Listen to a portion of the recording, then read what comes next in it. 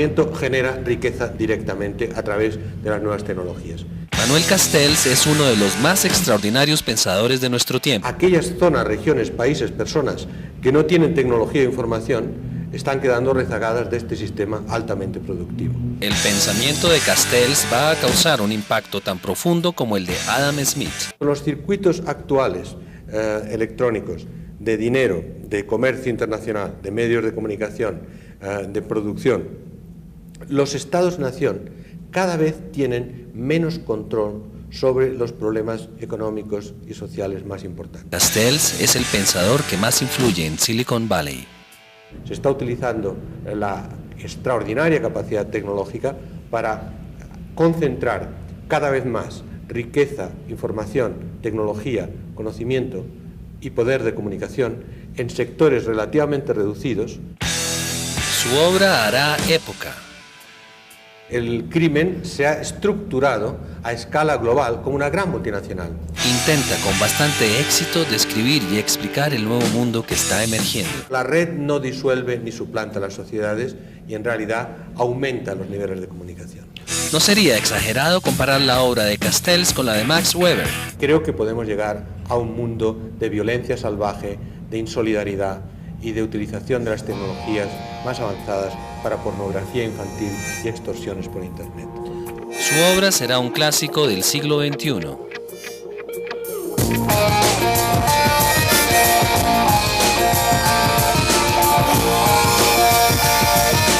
Manuel Castells es uno de los investigadores y pensadores más importantes de fin de siglo. Durante 20 años estudió el efecto que tiene en la sociedad contemporánea el desarrollo de la tecnología de la información. Se encuentra en Colombia y lo hemos invitado a conversar sobre sus teorías. Manuel Castells, ¿por qué no le cuenta a los colombianos un poco cómo es la teoría que usted plantea sobre la sociedad red? Creo que lo más importante es que las tecnologías de información prolongan nuestra mente. Es decir, las computadoras, el Internet, los nuevos medios de comunicación, todo esto lo que hace es comunicar, procesar la información que sale de nuestro cerebro, hacerla a velocidades mucho mayores y con mucha más gente y con mucha más complejidad. Por consiguiente, cualquier cosa que pensemos o hagamos, de hecho, se amplifica en la sociedad y en la economía. Lo que hagamos bien irá mucho mejor. Lo que hagamos mal, lo que estamos haciendo mal, se agrava en sus efectos. Desarrolle un poco más ese concepto de la sociedad red. ¿Qué quiere decir que tengamos a disposición los computadores, Internet y toda esta tecnología? ¿Que la sociedad se ha transformado hacia dónde?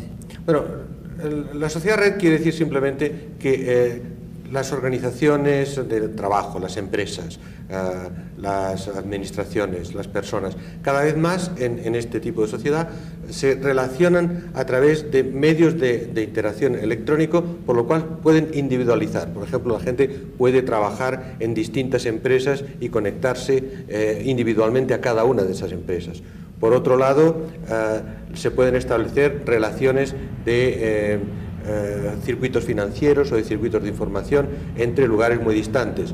Esto en concreto quiere decir que los mercados financieros en este momento funcionan globalmente y que su dinero y el mío y de cualquiera que haya invertido en cualquier banco, en cualquier fondo de inversión, está en ese circuito global bastante fuera de nuestro control. Entonces, es una sociedad muy descentralizada en lo que es la práctica del trabajo. Cada uno realiza un trabajo no en grandes organizaciones, sino dentro de su propia iniciativa empresarial o en relación con un departamento de una empresa muy descentralizado. Es al mismo tiempo una sociedad muy descentralizada en la medida en que la gente ve muchos tipos de programas de televisión, comunica de formas muy diferentes con el resto del mundo, y en último término construye su propio mundo de comunicación y de representación a partir de lo que busca en esos circuitos electrónicos. Ahora bien, esa sociedad red no es la sociedad de todo el mundo, es la sociedad de la parte de la población mundial que está conectada y no de aquella gran masa de la población mundial que aún hoy está desconectada. ¿Y cuál es el efecto que tienen los modelos de desarrollo o en el modelo económico? Porque hay una crisis en general de los modelos de desarrollo del viejo Estado-Nación con este desarrollo de la tecnología de la información. Claro, por un lado tiene un efecto de acelerar la productividad de las empresas, de las regiones, de los países que utilizan tecnología avanzada, que tienen conocimiento e información avanzados. Es decir, en este momento el conocimiento genera riqueza directamente a través de las nuevas tecnologías. Al mismo tiempo, aquellas zonas, regiones, países, personas que no tienen tecnología e información están quedando rezagadas de este sistema altamente productivo. Y como las redes de comunicación permiten, a nivel de un país o a nivel del mundo en general, de conectar todo lo que vale y desconectar todo lo que no vale o lo que no tiene valor desde el punto de vista del sistema, es decir, de la ganancia de dinero fundamentalmente, entonces lo que estamos teniendo es cada vez más un planeta en el que las empresas y los individuos que tienen ese valor son cada vez más creativos, cada vez más productivos y cada vez más ricos. Y por otro lado, todas aquellas zonas del planeta o de una ciudad o de un país que no tengan esa capacidad productiva o que no tengan la capacidad de consumo para ser interesantes como mercado, quedan en cierto modo abandonadas a sí mismas y entonces construyen formas de supervivencia a nivel local, economía informal, supervivencia de cómo se pueda, y por tanto estamos generando dos planetas distintos, una sociedad red conectada, informatizada, globalizada, y por otro lado muchas sociedades locales organizadas en torno a mecanismos de supervivencia que frecuentemente degeneran en violencia interna dentro de esas esferas de supervivencia. ¿El Estado qué puede hacer para tratar de equilibrar esa desigualdad tan grande que está generando esta era? Yo creo que el gran problema que tenemos es que, para bien o para mal, el instrumento fundamental a través del cual los ciudadanos trataban de paliar los efectos de la desigualdad económica o trataban de encontrar recursos para salud, para educación, era a través del Estado, en particular del Estado Nacional, que captaba recursos de una parte de los recursos generados para redistribuirlos en la población y que más o menos intentaba, dentro de lo posible, equilibrar los intereses de los distintos grupos sociales, siempre sesgados hacia los grupos dominantes, pero también teniendo que responder hacia las clases populares para mantener un cierto equilibrio político. ¿Qué ocurre? Que con los circuitos actuales electrónicos de dinero, de comercio internacional, de medios de comunicación, de producción, los Estados-nación cada vez tienen menos control sobre los problemas económicos y sociales más importantes. El Estado-nación hoy día no puede controlar los flujos financieros y por tanto no puede controlar el valor de su divisa y por tanto no puede ejercitar una política económica autónoma. Depende de lo que esté ocurriendo en los mercados financieros, que en cierto modo nadie los controla. En estos momentos se cambian diariamente en el mercado de divisas mundiales la cantidad de dólares equivalentes a 17 veces el Producto Bruto de Colombia. En esas condiciones Colombia no puede controlar su divisa y ningún país en realidad puede controlarla. Si no se puede controlar la divisa, las tasas de interés, y si hacen falta plegarse a lo que mandan los mercados financieros, que es lo que está ocurriendo un poco en todo el mundo, Rusia, Tailandia, Asia, Brasil, entonces quiere decir que el Estado, al carecer de política económica autónoma, al tener que utilizar toda su influencia para mantener las condiciones de rentabilidad para los flujos financieros, pierde ese papel de amortiguador, ese papel de gestor de la relación entre la economía internacional y los intereses sociales de la población de un país, y por consiguiente está dejando indefensos y desamparados a la mayoría de los ciudadanos. Como el Estado tiene que aplicar políticas de austeridad y de ajuste para que los flujos financieros no abandonen un país, quiere decir también que hay cada vez menos recursos para políticas sociales. Y, en último término, hay otra crisis que no es propiamente ligada a la tecnología, pero que tiene un impacto muy fuerte en cómo se gestionan los problemas de esta nueva globalización, es el hecho de que en todos los gobiernos en este momento se observa un extraordinario incremento de los niveles de corrupción y de descontrol político.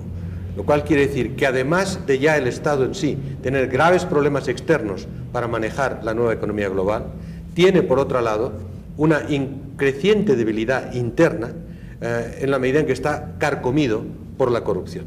y cada vez menos legitimado con los ciudadanos. Es decir, descontrol global, falta de instrumentos del Estado-Nación y una gran parte de los ciudadanos sufriendo los efectos incontrolados de una globalización que no es culpa de las tecnologías, pero que sin las tecnologías no se hubiera podido realizar. Mi diagnóstico sobre lo que está ocurriendo en el mundo es más bien en sentido contrario. Se está utilizando la extraordinaria capacidad tecnológica para concentrar cada vez más riqueza, información, tecnología, conocimiento y poder de comunicación en sectores relativamente reducidos, no pequeños sectores, pero digamos entre un 20% y un 30% del planeta en términos de población, y en algunas regiones y en algunos países, y conectando desde allí ciertos sectores privilegiados de cada país, formando una red que, además de ser una red de sociedad, es una red interpaíses, en la que se concentran cada vez más recursos y desconectando amplios sectores fuera de esa red.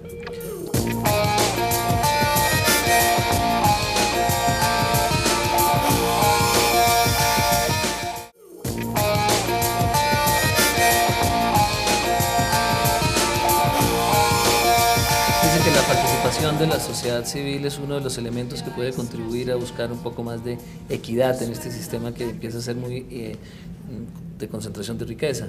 ¿Cómo puede participar la sociedad civil si no cree en esta clase política y está corrupta, como usted lo ha dicho? Efectivamente, el gran problema es que los instrumentos de participación de que disponían los países se están desintegrando por falta de adecuación a las instituciones políticas. Creo que es importante recordar de todas maneras que la democracia, las instituciones políticas y los partidos políticos son absolutamente necesarios, porque eso es la forma como se construye una democracia. Pero son necesarios, pero no son suficientes, en absoluto son suficientes para paliar la crisis que se da en estos momentos.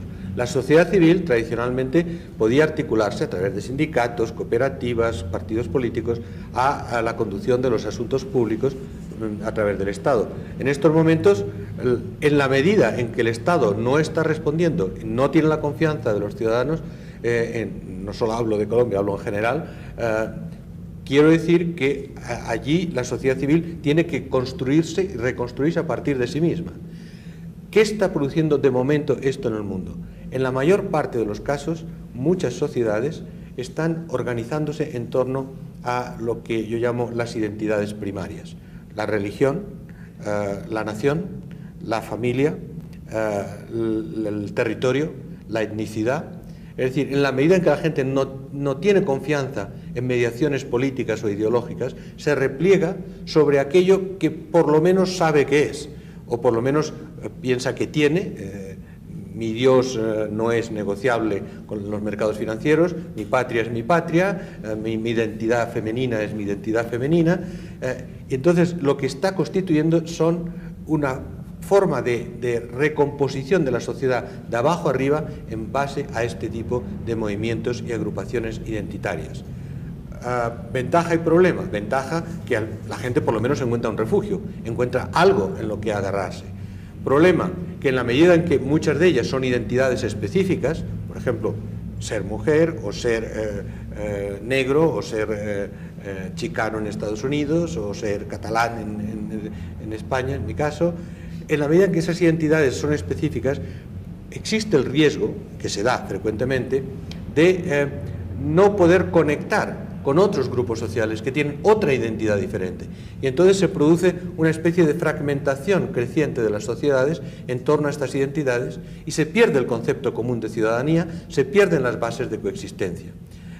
En los casos más extremos, las situaciones sociales de desesperación llevan a situaciones de radicalismo en la afirmación de una identidad, por ejemplo, el fundamentalismo religioso, islámico, cristiano o hindú, que son algunos de los movimientos más importantes hoy día.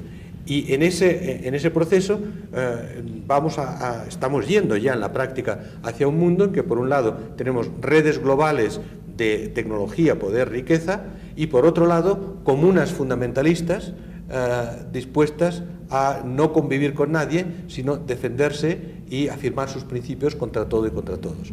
O sea, un mundo de redes y tribus en el que entre medio desaparece el Estado y la sociedad. O sea, que no hay remedio para el viejo Estado fundado en Europa. El viejo Estado como tal en Europa ya está terminado.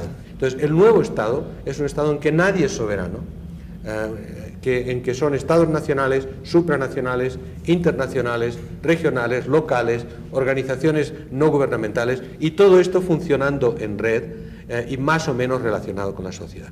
Ese es el nuevo Estado que ya existe en Europa y creo es la fórmula hacia la que evolucionan otros países para intentar tener algún nivel de control de lo que pasa en el mundo. Problema con este Estado, que la relación con la sociedad se hace tan complicada, el poder participar en esos mecanismos de decisión política entre tantas redes y tantos sistemas de negociación y decisión, es tan difícil que está habiendo lo que en Europa llaman un déficit democrático. Es decir, la falta de transparencia, la falta de capacidad real del ciudadano, aparte de votar cada 4 años, de saber qué es lo que pasa y saber cuáles son las decisiones que se ejecutan en su nombre.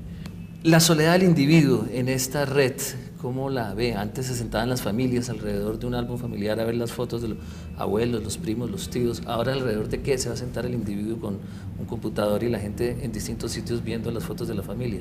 Bueno, últimamente las familias se sientan en torno a televisión. O sea que en ese sentido, más bien, Internet aumenta la interactividad, porque por lo menos hay una relación a través de Internet. No simplemente se busca información, sino se puede comunicar. Entonces, lo que sí ocurre es que hay una individualización creciente de esa relación y se construyen comunidades en la red. Se construyen comunidades afectivas, selectivas, de intereses comunes en los que la gente se relaciona en la red. Por tanto, la red no disuelve ni suplanta las sociedades y en realidad aumenta los niveles de comunicación.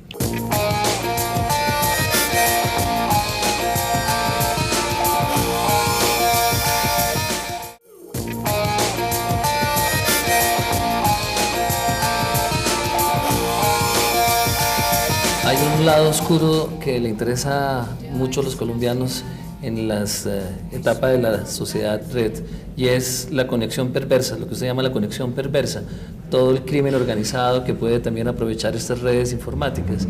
¿Nos puede contar un poco de esto? Absolutamente. Bueno, yo lo que creo haber demostrado en mi libro es la existencia a nivel mundial, como parte de este proceso de globalización, de una economía criminal global. El crimen como tal no es nada nuevo. De hecho, parece que todos los problemas empezaron hace mucho tiempo con tráfico ilegal de manzanas. Yo creo que lo que ha cambiado ahora es que el crimen se ha estructurado a escala global como una gran multinacional. En estos momentos, Naciones Unidas calcula que la economía criminal global representa más o menos como lo equivalente a 1 billón con 12 ceros, de dólares anuales, que es bastante más que la economía total del petróleo en el mundo. Y esto es simplemente lo que llega a los circuitos financieros de lavado de dinero por todas partes, es decir, tráfico de drogas, tráfico de seres humanos, contrabando, tráfico de armas, etc. Bien. Este tipo de economía criminal a veces se ha atribuido únicamente a países como México, Colombia o Bolivia. En realidad se puede demostrar que está presente prácticamente en todo el mundo y en algunas economías con niveles de penetración en los altos niveles del Estado de la Administración tan o más fuertes de los que se dan en Latinoamérica. Hay casos bien documentados de relaciones entre las alturas del sistema político japonés y la yakuza, la mafia japonesa, en Italia desde luego, en Rusia desde luego, en Tailandia, en Indonesia, en fin, hay realmente una economía global organizada. ¿Qué relación tiene esto con los procesos sociales más amplios? Dos tipos de relación. Primero, que en la medida en que hay grandes sectores de la población en todos los países y al mismo tiempo regiones y países del mundo que están fuertemente desconectados de la economía mundial y que no tienen capacidad y que hay grandes regiones empobrecidas, entonces una reacción de sectores sociales y de regiones empobrecidas es articularse a grupos de crimen organizado que utilizan esa desesperación para proporcionarles una alternativa de vida en esa economía criminal. Y por otro lado, la economía criminal se ha convertido en global porque utiliza medios de computación y de telecomunicación muy avanzados, utiliza todos los sistemas de transporte internacional y, sobre todo, utiliza los circuitos electrónicos globales de inversión financiera, mediante los cuales se puede proceder al lavado de dinero. Es poquísimo lo que se recupera y se controla de ese dinero en los circuitos financieros por la complejidad y la velocidad con que se desarrollan esas transacciones electrónicas. Entonces, cuando la gente plantea que cómo acabar con la economía criminal en muchos países, yo creo que lo que no se dan cuenta es que el problema no es si vamos a acabar con la economía criminal, sino si la economía criminal no va a acabar con todas las instituciones públicas que existen en muchos gobiernos y en muchos países. El problema es que esa economía global va a expandirse y a desarrollarse mientras no haya un cambio de modelo social que articule la capacidad tecnológica productiva en un mecanismo de desarrollo y de desarrollo igualitario. Profesor Manuel Castells, muchísimas gracias por esta entrevista. Muchas gracias a usted y a la audiencia colombiana.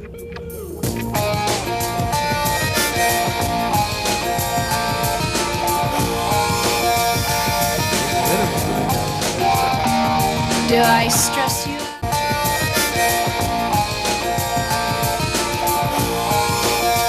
Dice que la participación de la sociedad civil es uno de los elementos que puede contribuir a buscar un poco más de equidad en este sistema que empieza a ser muy de concentración de riqueza.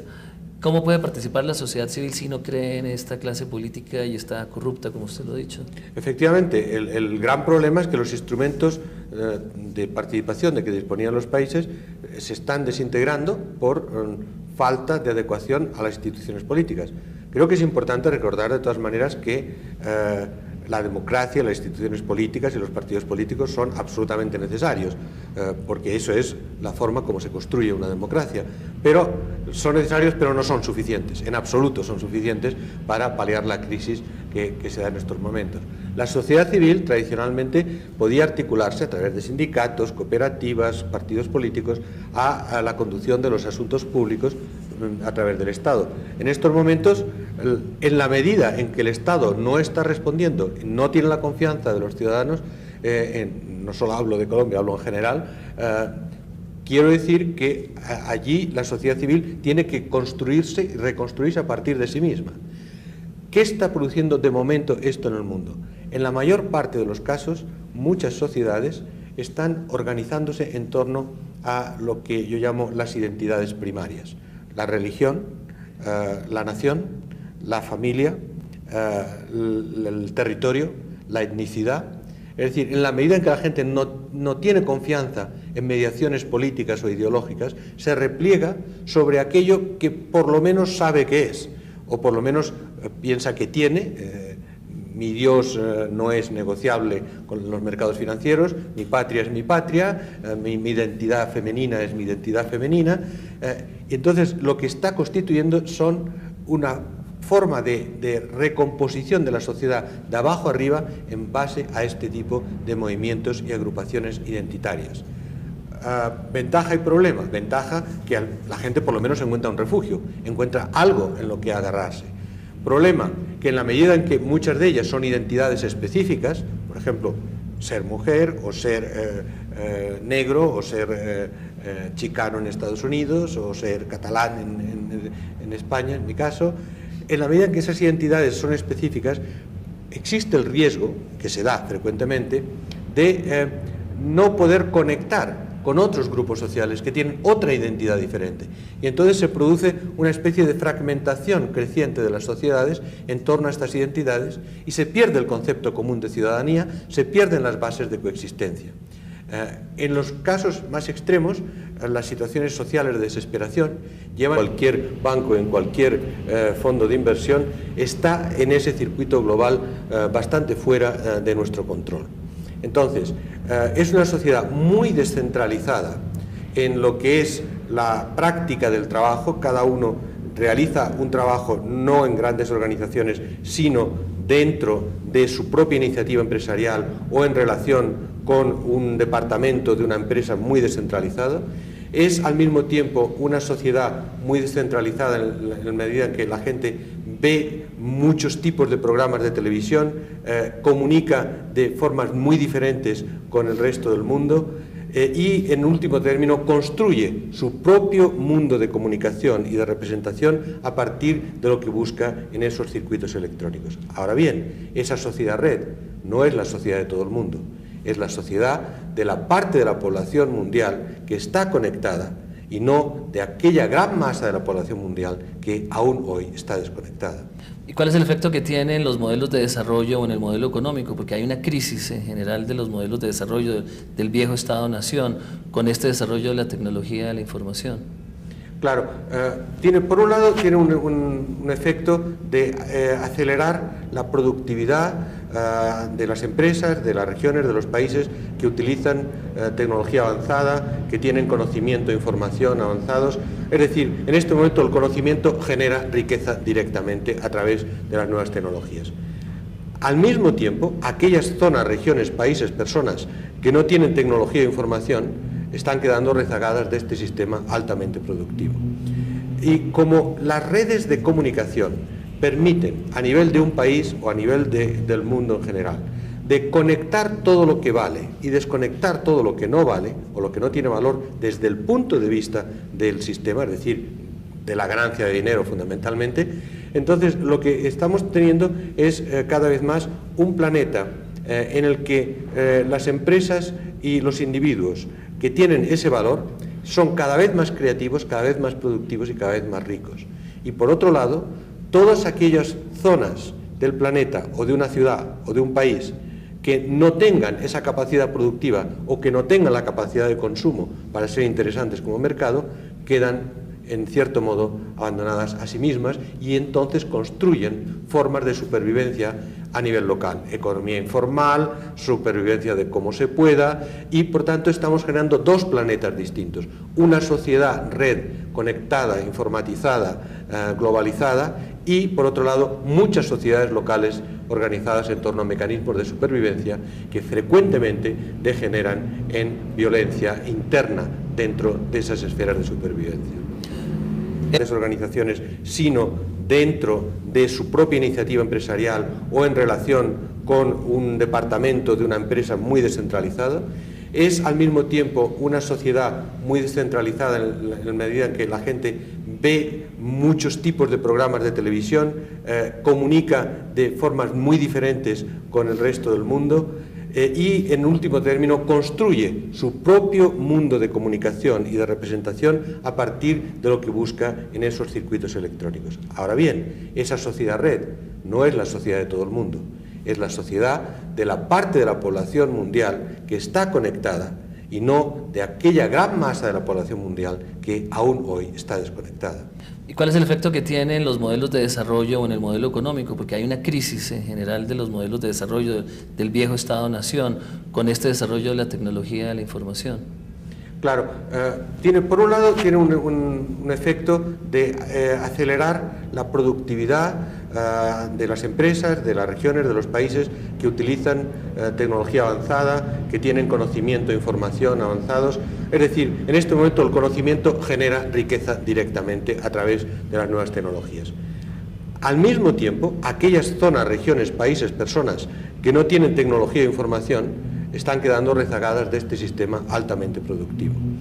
Y como las redes de comunicación permiten, a nivel de un país o a nivel del mundo en general, de conectar todo lo que vale y desconectar todo lo que no vale o lo que no tiene valor desde el punto de vista del sistema, es decir, de la ganancia de dinero fundamentalmente, entonces lo que estamos teniendo es cada vez más un planeta en el que las empresas y los individuos que tienen ese valor son cada vez más creativos, cada vez más productivos y cada vez más ricos. Y por otro lado, todas aquellas zonas del planeta o de una ciudad o de un país que no tengan esa capacidad productiva o que no tengan la capacidad de consumo para ser interesantes como mercado, quedan en cierto modo abandonadas a sí mismas y entonces construyen formas de supervivencia a nivel local, economía informal, supervivencia de cómo se pueda y por tanto estamos generando dos planetas distintos, una sociedad red conectada, informatizada, globalizada y por otro lado muchas sociedades locales organizadas en torno a mecanismos de supervivencia que frecuentemente degeneran en violencia interna dentro de esas esferas de supervivencia. ¿El Estado qué puede hacer para tratar de equilibrar esa desigualdad tan grande que está generando esta era? Yo creo que el gran problema que tenemos es que, para bien o para mal, el instrumento fundamental a través del cual los ciudadanos trataban de paliar los efectos de la desigualdad económica o países se están desintegrando por falta de adecuación a las instituciones políticas. Creo que es importante recordar de todas maneras que la democracia, las instituciones políticas y los partidos políticos son absolutamente necesarios, porque eso es la forma como se construye una democracia. Pero son necesarios, pero no son suficientes, en absoluto son suficientes para paliar la crisis que se da en estos momentos. La sociedad civil tradicionalmente podía articularse a través de sindicatos, cooperativas, partidos políticos, a la conducción de los asuntos públicos a través del Estado. En estos momentos, en la medida en que el Estado no está respondiendo, no tiene la confianza de los ciudadanos, no solo hablo de Colombia, hablo en general, quiero decir que allí la sociedad civil tiene que construirse y reconstruirse a partir de sí misma. ¿Qué está produciendo de momento esto en el mundo? En la mayor parte de los casos, muchas sociedades están organizándose en torno a lo que yo llamo las identidades primarias. La religión, la nación, la familia, el territorio, la etnicidad. Es decir, en la medida en que la gente no tiene confianza en mediaciones políticas o ideológicas, se repliega sobre aquello que por lo menos sabe que es, o por lo menos piensa que tiene. Mi Dios no es negociable con los mercados financieros, mi patria es mi patria, mi identidad femenina es mi identidad femenina. Y entonces lo que está constituyendo son una forma de recomposición de la sociedad de abajo arriba en base a este tipo de movimientos y agrupaciones identitarias. Ventaja y problema. Ventaja que la gente por lo menos encuentra un refugio, encuentra algo en lo que agarrarse. Problema, que en la medida en que muchas de ellas son identidades específicas, por ejemplo, ser mujer o ser negro o ser chicano en Estados Unidos o ser catalán en España, en mi caso, en la medida en que esas identidades son específicas, existe el riesgo, que se da frecuentemente, de no poder conectar con otros grupos sociales que tienen otra identidad diferente. Y entonces se produce una especie de fragmentación creciente de las sociedades en torno a estas identidades y se pierde el concepto común de ciudadanía, se pierden las bases de coexistencia. En los casos más extremos, las situaciones sociales de desesperación llevan a situaciones de radicalismo en la afirmación de una identidad, por ejemplo, el fundamentalismo religioso, islámico, cristiano o hindú, que son algunos de los movimientos más importantes hoy día. Y en ese proceso estamos yendo ya en la práctica hacia un mundo en que, por un lado, tenemos redes globales de tecnología, poder, riqueza, y por otro lado, comunas fundamentalistas y una gran parte de los ciudadanos sufriendo los efectos incontrolados de una globalización que no es culpa de las tecnologías, pero que sin las tecnologías no se hubiera podido realizar. Mi diagnóstico sobre lo que está ocurriendo en el mundo es más bien en sentido contrario. Se está utilizando la extraordinaria capacidad tecnológica para concentrar cada vez más riqueza, información, tecnología, conocimiento y poder de comunicación en sectores relativamente reducidos, no pequeños sectores, pero digamos entre un 20% y un 30% del planeta en términos de población, y en algunas regiones y en algunos países, y conectando desde allí ciertos sectores privilegiados de cada país, formando una red que, además de ser una red de sociedad, es una red interpaíses, en la que se concentran cada vez más recursos y desconectando amplios sectores fuera de esa red.